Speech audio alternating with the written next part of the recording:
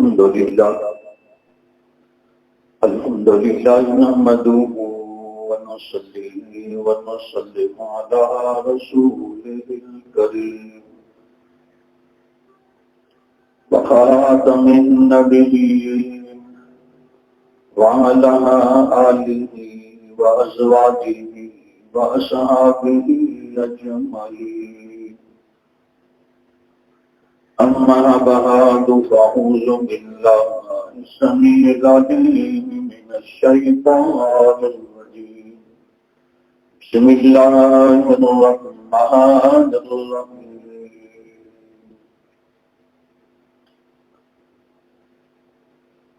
يا أيها الذين آمنوا استعينوا بالصبر والصلاة إن الله مع الصابرين.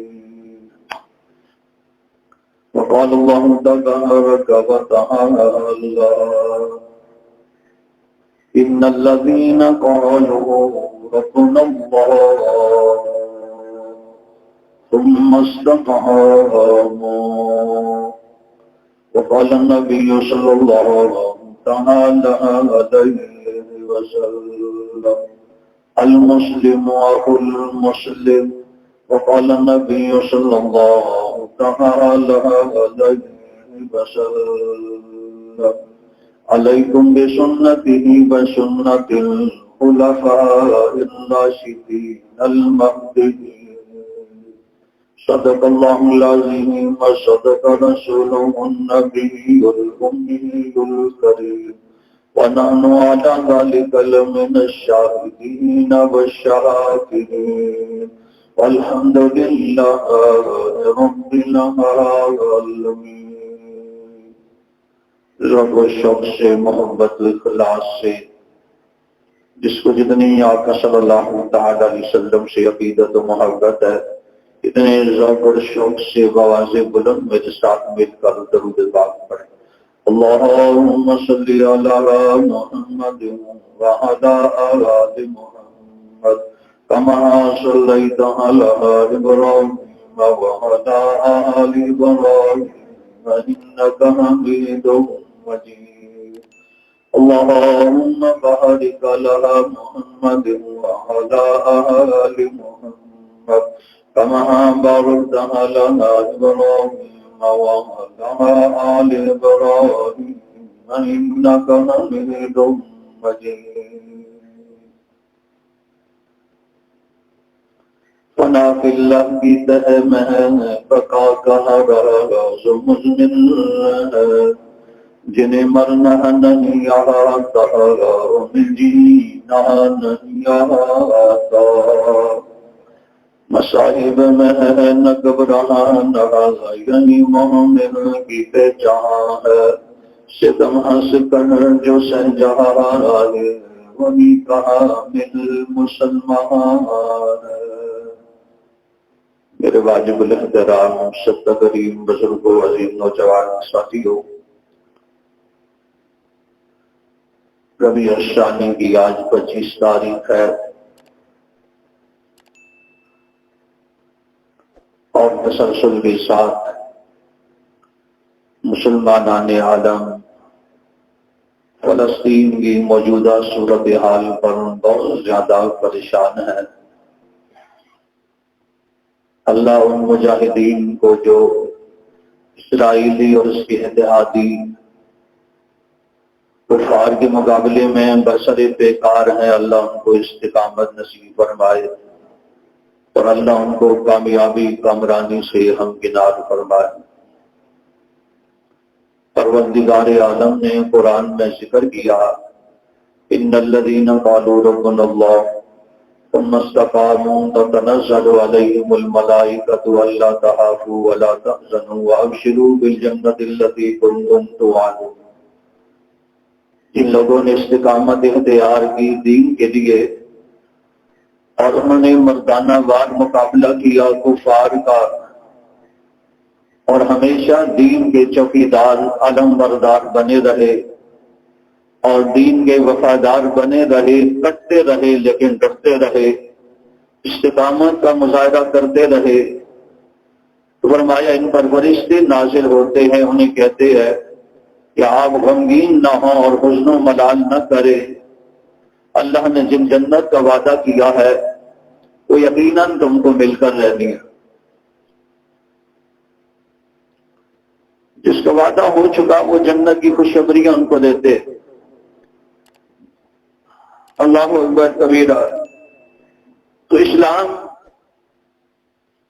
لانے کے بعد استقامت بہت بڑی اللہ کی طرف سے نعمت عظمی ہوتی ہے جس بندے کو مل جائے۔ اللہ اکبر کبیرہ۔ حضرات صحابہ کرام رضوان اللہ تعالی علیہم اجمعین ایسے ڈٹے ہوئے تھے کہ جسم کے ٹکڑے کروا لیتے تھے، لیکن اسلام سے ایک انچ پیچھے ہٹنا یہ برداشت نہیں ہوتا تھا۔ مسلمہ کذاب کے دربار میں حبیب بن زید انصاری رضی اللہ تعالیٰ عنہ گئے۔ اس نے بڑے دربار میں پوچھا کہ محمد الرسول اللہ کے بارے میں تم کیا کہتے ہو؟ فرمانے لگے محمد الرسول اللہ اللہ کے آخری نبی ہیں۔ کہا میرے بارے میں کیا کہتے ہو، میں اللہ کا نبی ہوں کہ نہیں؟ کہا میں تو سنتا ہی نہیں، تو نے کیا کہا؟ کہنے لگا تیرے نبی محمد کریم کے بارے میں کہتا ہوں تو سنتا ہے، جب میں اپنے بارے میں کہتا ہوں کہ میں بھی نبی ہوں میرا اقرار کر، تو کہتا ہے میں نہیں سنتا، جلاد سے کہا اس کا بازو کاٹ دو، کاٹ دیا۔ کہا محمد رسول اللہ کے بارے میں کیا کہتا ہے؟ کہا وہ خاتم النبیین ہے، ان کے علاوہ کو قیامت تک کوئی دوسرا نیا نبی پیدا نہیں ہوگا۔ مسلمہ کذاب کہنے لگا میرے بارے میں کیا خیال ہے؟ کہا میں سنتا نہیں، تو نے کیا کہا؟ کہنے لگا دوسرا بازو بھی کاٹ دو، دوسرا بازو بھی کاٹ دیا۔ اب دونوں طرف سے خون کے فوارے ہیں۔ پھر کہا کہ محمد الرسول اللہ کے بارے میں تو کیا کہتا ہے؟ کہا وہ اللہ کے آخری نبی ہے، آپ کے بعد قیامت تک کوئی نیا نبی پیدا نہیں ہوگا۔ حبیب بن زید انصاری رضی اللہ تعالیٰ عنہ سے مسلمہ کذاب بڑے دربار میں کہنے لگا میری نبوت کے بارے میں تیرا کیا خیال ہے؟ کہا میں سنتا نہیں، تو نے کیا کہا؟ کہنے لگا ایک ٹانگ بھی کاٹ دو، کاٹ دی، دوسری ٹانگ بھی کاٹ دو، کاٹ دی، ٹانگیں اور اوپر سے کاٹ دو، کاٹ دی۔ جسم کے ٹکڑے صحابی نے کرا دیے، رب محمد کی قسم نبی کے بعد کوئی قیامت تک نبی پیدا نہیں ہوگا۔ اگر کوئی کہے میں نبی ہوں اس کو سننے کے لیے تیار نہیں تھے، جسم ٹکڑے ہو گئے، لیکن نبی کے بعد کوئی نبی ہو سکتا ہے اس کو سننا بھی برداشت نہیں کیا۔ یہ ہے استقامت۔ ان الذین قالوا ربنا اللہ ثم استقاموا، جب کہا رب ہمارا اللہ ہے پھر اس پہ ڈٹ گئے۔ اللہ اکبر۔ حضرت عبداللہ ذوالبجادین رضی اللہ تعالیٰ عنہ ایمان لے آئے، مدینہ کی مضافات میں رہتے تھے، مال والے، دولت والے، حسن والے، جوان والے، کڑیل جوانی والے، باپ نہیں ہے چاچا ہے۔ چاچے کو پتا چل گیا کہ عبداللہ مسلمان ہو چکا، عبداللہ مسلمان ہو چکا۔ چاچا کہنے لگا محمد عربی کو چھوڑ دو، کہا نہیں ہو سکتا، اسلام چھوڑ دو، کہا نہیں ہو سکتا، دین چھوڑ دو، کہا نہیں ہو سکتا۔ چاچا کہنے لگا جائیداد ساری لے لوں گا، کہا لے لو، گھر لے لوں گا، کہا لے لو، جانور لے لوں گا، کہا لے لو، جتنے مویشی ہیں سارے لے لوں گا، کہا لے لو، کہا تیری ماں کو بھی لے لوں گا، کہا لے لو، کہا تیرے جسم پہ جو پہنا لباس ہے یہ بھی اتار دو، اتار کے اسی وقت دے دیا، کہا یہ بھی لے لو، لیکن اسلام کا سودا نہیں ہو سکتا۔ ان الذین قالوا ربنا اللہ ثم استقاموا تتنزل عليهم الملائكة ألا تخافوا ولا تحزنوا وابشروا بالجنة التي كنتم توعدون۔ عبداللہ ذوالبجادین رضی اللہ تعالیٰ عنہ ننگے نوجوان ہیں گھر میں کھڑے. چاچا کہنے لگا نکل جا میرے گھر سے نکل جاؤ. جب نکل کر باہر جانے لگے والدہ نے کیوار میں سے چھوٹی سی چادر پھینک دی ہے. 2 ٹکڑے بنا لیے, سطر چھپا لیا, دوسرا ٹکڑا گلے میں ڈال دیا, بھاگتے ہوئے چلے گئے. جناب نبی کریم صلی اللہ تعالی علیہ وسلم کی خدمت میں پہنچ گئے. آقا صلی اللہ علیہ وسلم نے صحابہ میں آواز لگا دی, عبداللہ ذوالبجادین آ رہا, عبداللہ 2 چادروں والا آ رہا. ایک جوانی کا زمانہ تھا, عبداللہ رنگ برنگی لباس پہنا کرتا تھا, رنگ برنگی خوشبو لگا لیا کرتا تھا, رنگ برنگی پاؤں میں جوتے پہنتا تھا, ارے رنگ برنگی زندگی گزارتا تھا. اسلام لے آیا, چاچی نے سب کچھ لے دیا, سب کچھ دینے کے لیے تیار ہوا, پر اسلام کا سودا نہ کیا. ان الذين قالوا ربنا الله ثم استقاموا تتنزل عليهم الملائكة ألا تخافوا ولا تحزنوا وابشروا بالجنة التي كنتم توعدون. آج مجھے تجھے اسلام کے لیے ذرا بھی نہیں تڑپایا گیا, آج تمہیں اسلام کے لیے ذرا بھی نہیں رلائے گئے, آج ہمارے ہاں کسی کو اسلام کے لیے ذرا بھی نہیں کھپایا گیا. جن لوگوں نے تن من دل سب اسلام پر قربان کیا اور پھر بھی مستقل مزاج بن کر ڈٹے رہے, رب کی قسم اللہ قرآن میں انہی کو صبر دیا کرتا ہے, اللہ قرآن میں جنت کی ترانے انہی کو دیا کرتا ہے. بہرحال یہی ہے کہ مصائب میں ہے نہ گھبرانا, یہی مومن کی پہچان ہے. ستم ہنس کر جو سے جہاں ہے وہی کامل مسلمان ہے.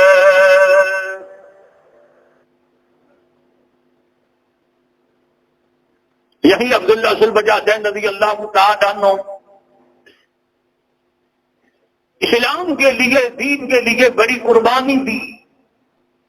آقا صلی اللہ علیہ وسلم کے ساتھ رہتے رہتے ایک جہاد پر جا رہے تھے, بیمار پڑ گئے. آقا صلی اللہ علیہ وسلم تشریف لائے, دیکھا بے ہوش پڑے ہیں. صحابہ کرام سے فرمایا مجھے یوں لگتا ہے عبداللہ ذوالبجادین کا آخری وقت آ چکا. اللہ اکبر کبیرہ. ایک صحابی رسول کا انتقال ہوا آقا صلی اللہ علیہ وسلم کی گودی میں. آپ نے فرمایا ان کو غسل دو, غسل دیا, کفن دو, کفن دیا. حضور علیہ السلام نے جنازہ پڑھایا, آپ صلی اللہ علیہ وسلم قبر میں اترے. قربان جاؤں عبداللہ ذوالبجادین, تیری قبر میں حضور اترے. ہادے کی قبر میں اس کا والی وارث اترتا ہے. عبداللہ ذوالبجادین رضی اللہ تعالیٰ عنہ کی قبر میں حضرت عمر رضی اللہ تعالیٰ عنہ فرمانے لگے حضور خود جب اترے کہا اپنے بھائی کو میرے حوالے کرو. کہا عبداللہ ذوالبجادین کی میت نبی کے حوالے کی. آقا صلی اللہ علیہ وسلم نے لحد میں رکھا, پتھر برابر کی, مٹی ڈالی تو اللہ کے نبی نے ہاتھ اٹھا لیے. جناب عمر کہنے لگے اس دعا کو سن کے میں تڑپ گیا, ارے کاش عبداللہ تیری جگہ عمر ہوتا, حضور یوں دعائیں مانگتے. اللہ کے نبی نے دعا مانگی, اللہ عبداللہ ذوالبجادین تیرے پاس آ چکا. اللہ ذوالجلال جب عبداللہ کو تو ایسے حال میں ملنا, میرے اللہ کے تو اس کو دیکھ کر مسکرا رہا ہو, میرا عبداللہ تجھے دیکھ کر مسکرا رہا. میرے بھائیوں بزرگوں دوستوں, یہ ہے استقامت. بہت اللہ کو محبوب ہے استقامت. ایک جمعے بیان سنا بھائی نمازیں ساری پڑھیں گے, 2 دن پڑھی پھر وہی حال. 4 نمازیں پڑھ لی, زور اثر مغرب عشاء, پھر صبح میں پھر گول, بلکہ ڈما ڈول پڑھی نہیں. یہ مستقل مزاجی نہیں ہے. حدیث پاک میں آتا ہے احب الاعمال الی اللہ تعالی ادومها وان قل. اللہ کو بندے کا وہ عمل سب سے زیادہ محبوب ہے, تھوڑا ہو لیکن روزانہ ہو, ہمیشہ ہو. اللہ اکبر کبیرہ. تو میرے بھائیوں بزرگوں دوستوں, مستقل مزاجی اللہ کو بڑی محبوب ہے. اس لیے علماء نے لکھا جو ہم اعمال کرتے ہیں ہمیشہ ہونے چاہیے، ان کی بہت زیادہ برکت ہوتی ہے۔ حضرت علی رضی اللہ تعالیٰ عنہ کا واقعہ میں ابھی پڑھ کے آ رہا ہوں گھر سے۔ فرمانے لگے آقا صلی اللہ علیہ وسلم نے مجھے اور فاطمہ کو تسبیح فاطمہ دی ہے، سوتے وقت 33 مرتبہ سبحان اللہ، 33 مرتبہ الحمدللہ، 34 مرتبہ اللہ اکبر۔ جناب رضی اللہ تعالیٰ عنہ فرمانے لگے ساری زندگی میں نے کبھی رات میں یہ تسبیح پڑھنا نہیں چھوڑی۔ حضرت علی قرآن کتنا پڑھتے تھے؟ فضائل حفاظ قرآن میں لکھا ہے حکم کرتے کہ میرے گھوڑے پر زین ڈالو، زین ڈالتا رکاب میں پاؤں رکھتے، سورہ فاتحہ پہ ہوتے، دوسری رکاب تک جب پہنچتے تو والناس پر پہنچے ہوتے۔ ان کے اتنے سے وقت میں اللہ نے اتنی برکت دی کہ سارا قرآن وہ پڑھ لیتے تھے۔ اس پر علماء نے بہت لمبی بحث کی ہے، آخر میں یہی لکھا ہے کہ اللہ جس کے لیے آسان کر دے، مشکل سے مشکل مسئلہ بھی اس کے لیے کوئی مشکل نہیں ہوا کرتا۔ طی الزمان اور طی المکان، اللہ کے جو ابدال ہوتے ہیں اللہ ان کو زمانہ بھی قریب کر دیتے ہیں، مکان بھی قریب کر دیتے ہیں۔ وہ ابدال آپ کو تھوڑی دیر میں یہاں مسجد میں نظر آئے گا، اور 2 منٹ بعد دیکھو تو حرم میں طواف کرتا ہوا آپ کو نظر آئے گا۔ سفیان ثوری رحمۃ اللہ علیہ، جو صحابہ کرام کے شاگرد ہے، عصر کے وقت جن کا ایک مرید تھا، ساتھ تھا، خادم تھا، کہنے لگا حضرت دل ہوتا ہے مغرب کی نماز ہم لوگ بیت اللہ میں پڑھے۔ بصرہ میں رہتے ہیں، بصرہ سے حرم پیدل 1 مہینے کا راستہ ہے۔ فرمانے لگے چلو میرے ہاتھ میں ہاتھ دو، آنکھیں بند کرو۔ کہنے لگا جب میں نے آنکھیں بند کی تو 6 قدم ہم نے اٹھائے، مجھے کہا آنکھیں کھولو، جب میں نے آنکھ کھولی تو بیت اللہ سامنے تھا۔ اب ان کے لیے اللہ آسان کرتا ہے نا، میں تو کچھ نہیں، ہماری تو مشکل ہے۔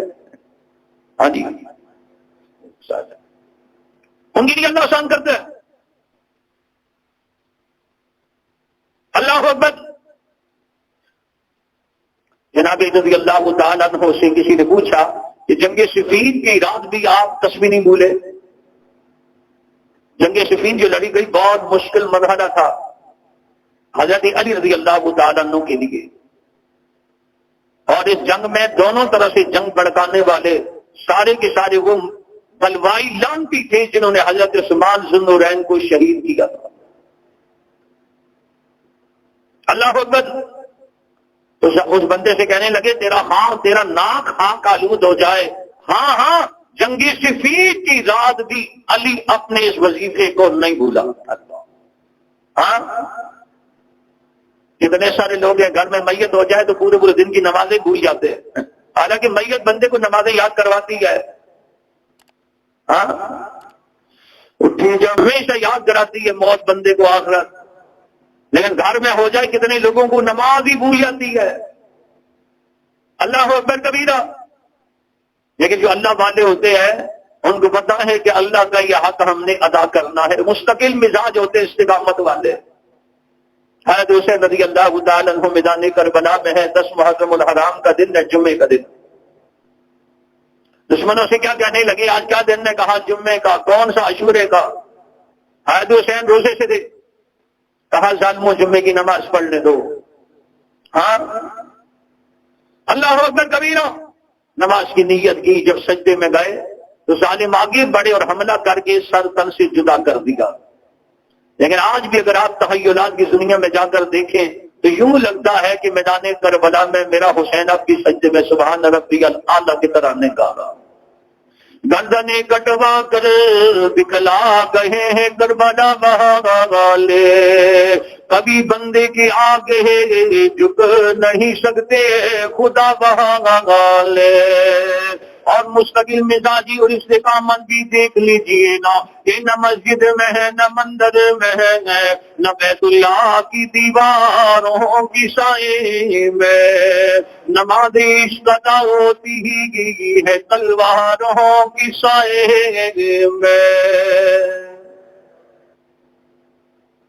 ان الذین قالوا ربنا اللہ ثم استقاموا، فرمایا وہ لوگ ایمان والے جو نے کہا رب ہمارا اللہ ہے، پھر اس پہ ڈٹ گئے۔ ہاں بلال حبشی رضی اللہ تعالیٰ عنہ کو کتنا مارا گیا، پھر بھی وہ مار کھاتے کھاتے بھی احد احد کی سزائیں ہمیشہ بلند کیا کرتے تھے. 18 صحابی قرآن پر، ایمان پر، اسلام پر یوں ڈٹ گیا کہ مارنے والے تھک کے ہار مان جاتے تھے، مار کھانے والے مار کھا کر بھی الحمدللہ زندہ و جاوید رہتے تھے. اللہ اکبر.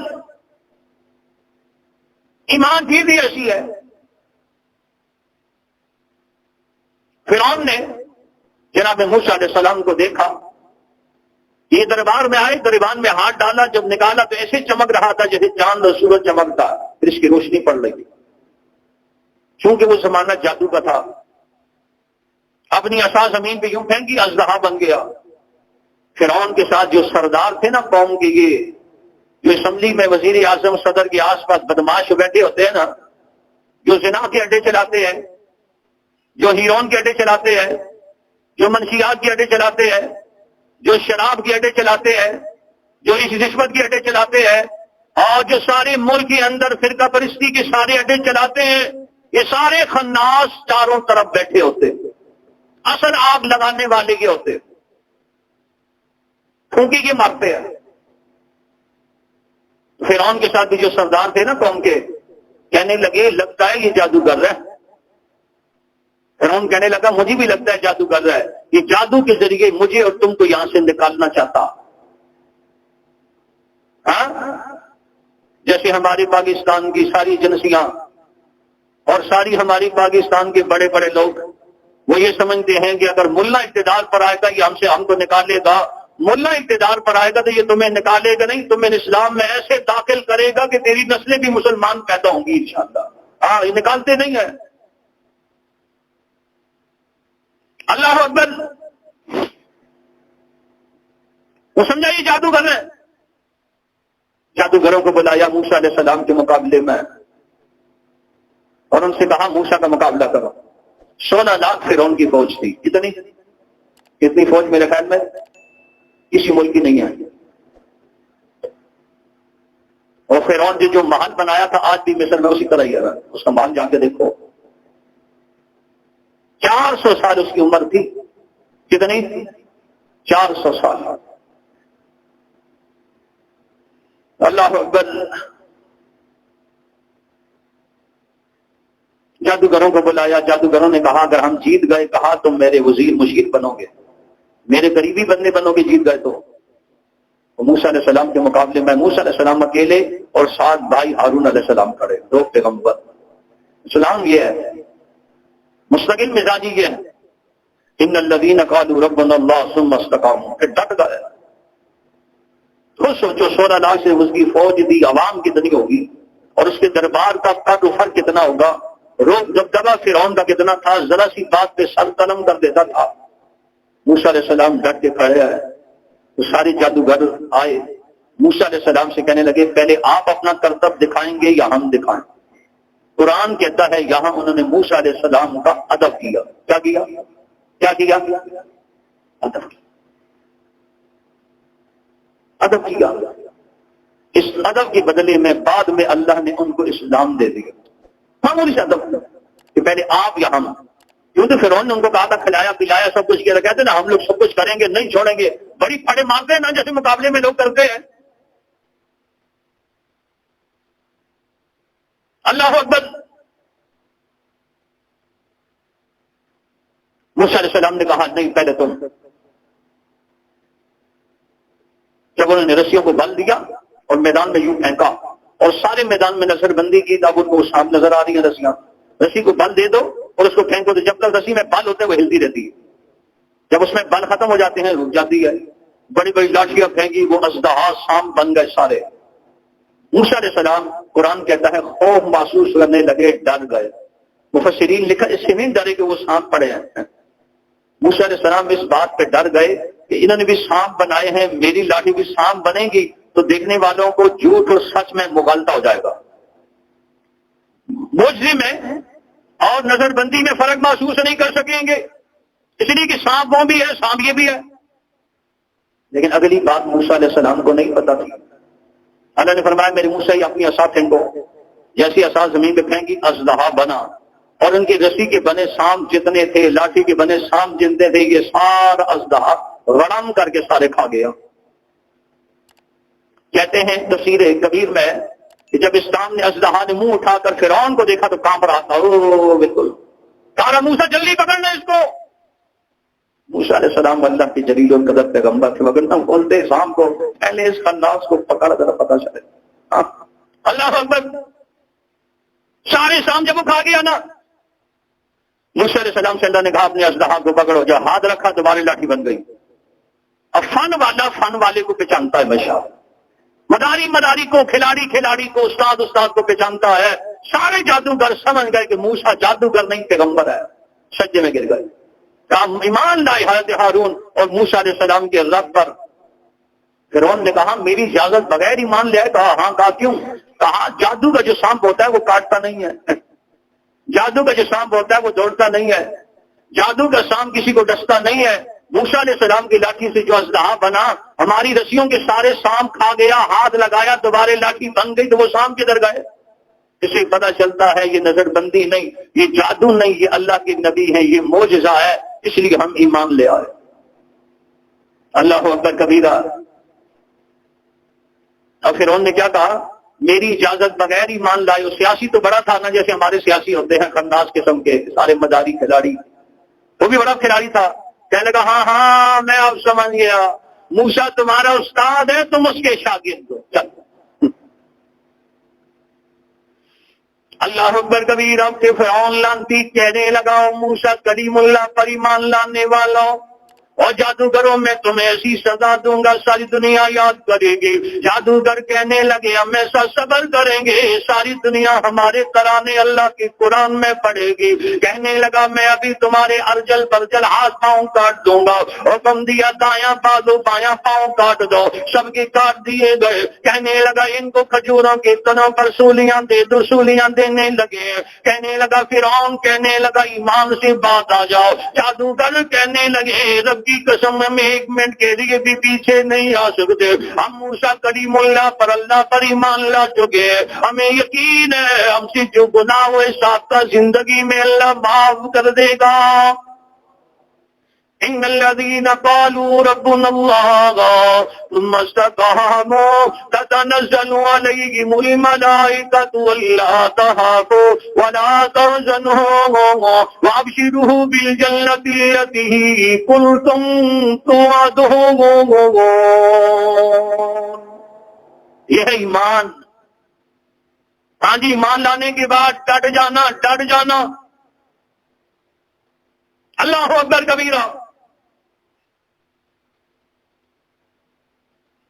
آج عبداللہ بن حذیفہ بن یمان رضی اللہ تعالیٰ عنہ، روم کی جنگ میں ان کو گرفتار کیا گیا۔ رومی بادشاہ کے سامنے جب حضرت حذیفہ کو پیش کیا، اس نے دیکھا عرب کا بڑا جری جوان، بڑا خوبصورت، بڑا بہادر جرنیل قسم کا، اگر یہ عیسائی بن جائے تو ہمیں بڑا فائدہ ہوگا۔ اس نے مال و دولت کا چانسا دیا، پھانسا دیا، نہیں پھنسے۔ کہا بیٹی سے شادی کرا دوں گا، نہیں پھنسے۔ کہا آدھی بادشاہی دے دوں گا، نہیں پھنسے۔ اپنے بندوں سے کہا کہ تھوڑی سختی کرو اس پر۔ ان کے ساتھ ساتھیوں کو ان کو سامنے سولی پہ لٹکایا اور کہا تیر مارو لیکن اس کو لگے نہیں۔ تیر مارتے کان کے پاس لگے، ادھر لگے، ادھر لگے، ذرا نہیں گھبرائے۔ نیچے اتارا گیا، بادشاہ کے سامنے لائے۔ بادشاہ کہنے لگا مجھے تیری جوانی پہ ترس آتا، حذیفہ بن یمان مجھے تیرے پہ ترس آتا۔ ارے تو کڑیل جوان، اسلام چھوڑ دے، عیسائی بن جا، بیٹی دوں گا، مال و دولت دوں گا، آدھی جائیداد پراپرٹی، آدھی بادشاہ دوں گا۔ حذیفہ بن یمان رضی اللہ تعالیٰ عنہ کہنے لگے تو جو مرضی کر لے، اسلام نہیں چھوڑ سکتا۔ اللہ اکبر، اللہ اکبر کبیرہ۔ روم کی بادشاہ نے آرڈر دے دیا دیگ رکھے جائیں، تیل ڈال دیا، آگ جلا دو۔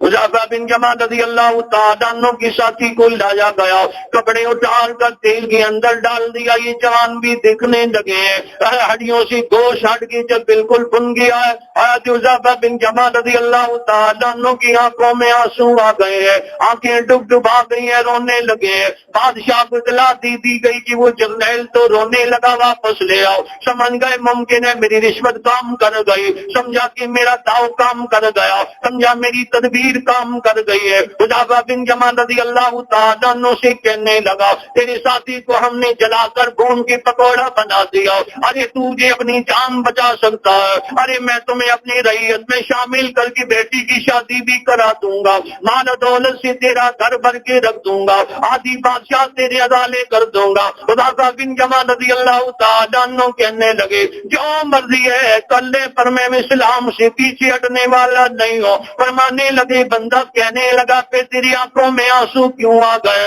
ارے ساتھی کو دیکھ کر تو رونے کیوں لگا ہے؟ فرمانے لگی میں رونے اس لیے لگا ہوں، ہائے اللہ میری ایک جان ہے تیل میں گرا کر اسلام کے لیے قربان کر دوں گا، میں اس بات پر رویا ہوں، ہائے کاش میرے بدن پر جتنے بال ہے میری اتنی جانیں ہو جو اسلام پہ قربان کر دوں۔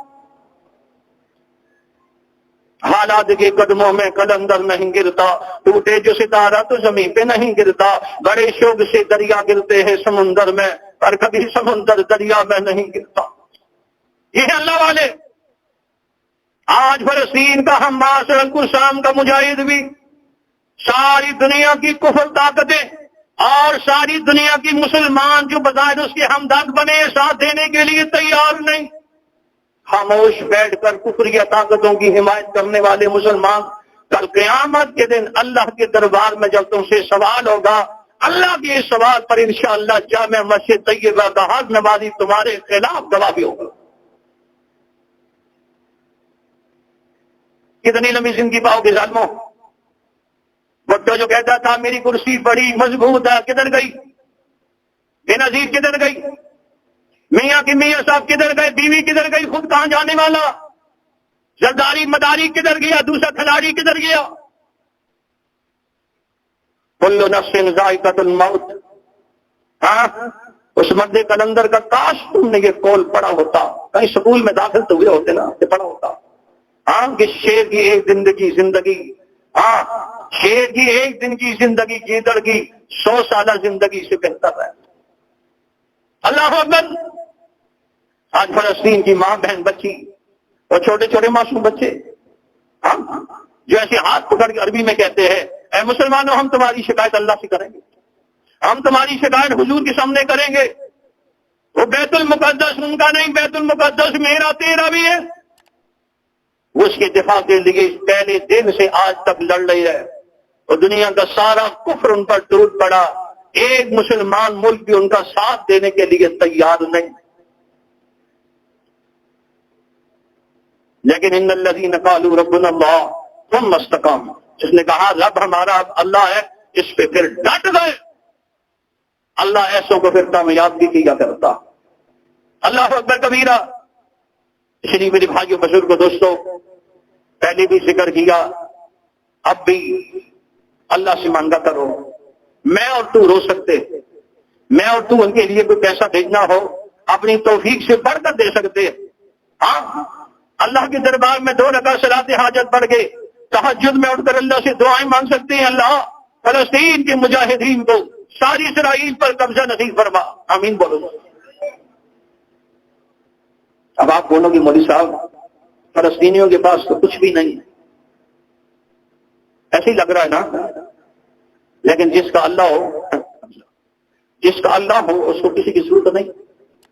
تو یہ جھلکیاں میرا رب دکھاتا ہے۔ آخری بات کرتا ہوں، بدر میں جب صحابہ کرام پہنچے نا، میں کل گھر میں بچی کو ترجمہ پڑھا رہا سورہ انفال۔